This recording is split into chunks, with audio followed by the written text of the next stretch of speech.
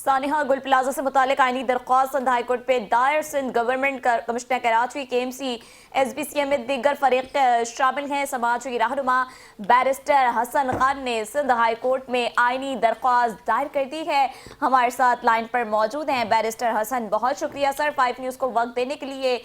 Sir क्या कहना चाहेंगे इस अफसोसनाक वाक़या पर?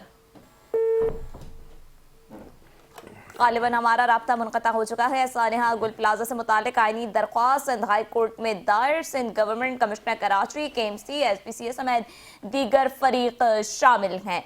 अफसोसनाक सानिहा हुआ है कराची में। गुल प्लाजा से मुतालिक आईनी दरख्वास्त सिंध हाई कोर्ट में दायर। Sindh government commissioner Karachi KMC SBCA समेत दीगर फरीक शामिल हैं। सानिहा गुल प्लाजा से मुतालिक आईनी दरख्वास्त सिंध हाई कोर्ट में दायर। Sindh government commissioner Karachi KMC SBCA समेत दीगर फरीक शामिल हैं। एक बार फिर समाजी रहनुमा बैरिस्टर हसन खान हमारे साथ लाइन पर मौजूद हैं। बहुत शुक्रिया सर 5 न्यूज़ को वक्त देने के लिए। सर क्या कहना चाहेंगे इस अफसोसनाक साहने पर? देखिए, सबसे पहले तो बहुत बहुत शुक्रिया चैनल 5 का कि मुझे इस अहम मौजू को लाइन पर लिया।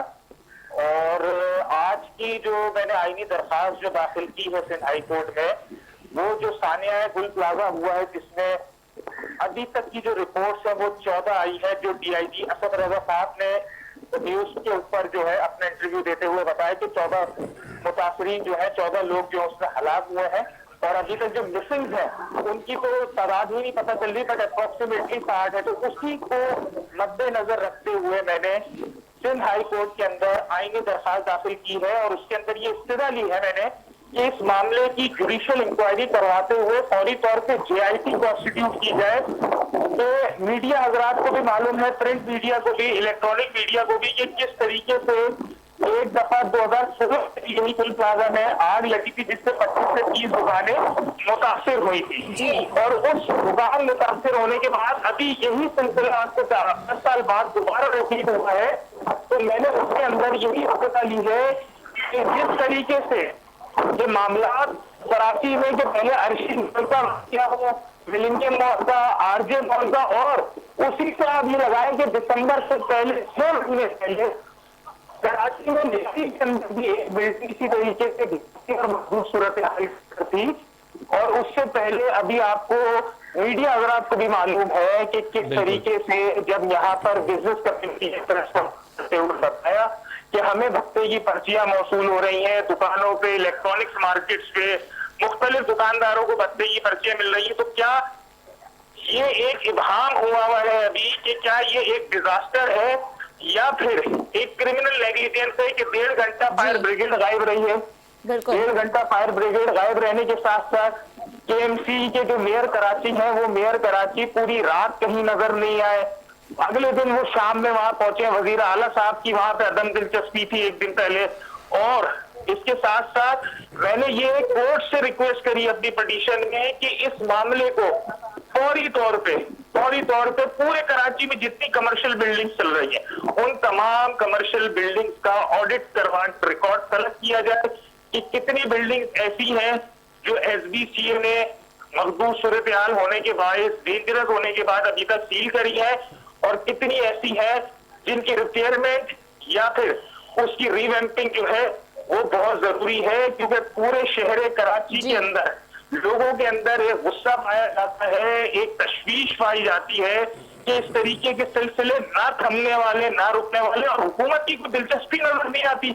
हुकूमत के वजीर बल्दियात साहब गायब पूरी रात, सईद गनी साहब गायब, वजीर आला सिंध गायब, मेयर कराची गायब, कमिश्नर कराची, मतलब आप टॉप लीडरशिप से लेके जो सिंध गवर्नमेंट की और ब्यूरोक्रेसी तक अगर मैं बात करूं तो पूरी रात मुझे वहां कोई नजर नहीं आया जो उसकी निगरानी कर रहा हो, मॉनिटरिंग कर रहा हो। सिर्फ आकर सियासत करना, तनकीद बराए तनकीद करना, बराए तनकीद के साथ साथ इन इश्यूज के ऊपर सिर्फ ब्लेम गेम्स खेलना, तो इससे काम नहीं होगा। तो मुझे सूबे की सबसे बड़ी अदालत पे पूरा एतमाद भी है, यकीन भी है कि सूबे की सबसे बड़ी अदालत जो कराची 80% से 75% टैक्स वफाक को और 98% टैक्स सूबे को दे रहा है, उस कराची के अंदर ये हाल है कि उस कराची में ना SBCA की कुछ स्पेसिफिकेशंस पे अमल करवाए जाते हैं गवर्नमेंट की तरफ से, ना फायर ब्रिगेड, रेस्क्यू का अमला। भाई केएमसी बिलों के अंदर टैक्स ले रहे हैं ना, एमसीयूटी के नाम से जो टैक्स लिया जा रहा है। अच्छा बैरिस्टर हसन साहब, ये भी आपसे जानना चाहेंगे, जितना एसबीसीए को कसूरवार ठहरा रहे हैं उतना सीपा और सीसी भी कसूरवार है, इस बारे में क्या कहेंगे? देखिए सवाल रिपीट करेंगे, आवाज आपकी ब्रेक बिल्कुल बिल्कुल, मैं रिपीट कर देता हूं। जैसे सिंध बिल्डिंग कंट्रोल अथॉरिटी कसूरवार है, बराबर के कसूरवार सीपा भी हैं और सीसी भी हैं, इस बारे में क्या कहेंगे इन इदारों के हवाले से? एसबीसीए के साथ साथ SEPA, Sindh environmental protection agency, और सीसी के इदारे भी बराबर के कसूरवार हैं, इस बारे में क्या कहेंगे? देखिए मैं तो सिर्फ इदारों की बात ही नहीं कर रहा ना, मैं तो negligence of Sindh government that they are fail to ensure the public safety of their lives, of their property, उन सब की। देखिए जितने इदारे सब फॉल तो अल्टीमेटली चीफ सेक्रेटरी साहब के अंडर कर रहे हैं ना, तो चीफ सेक्रेटरी साहब को फरीक बनाया है, वो आके हाई कोर्ट में जवाब देंगे कि भाई ये इदारे किस तरीके से ऑपरेशनल है, फंक्शंस किस तरीके से कर रहे हैं, इनकी ऑब्लिगेशंस पे अमल हो रहा है नहीं हो रहा है।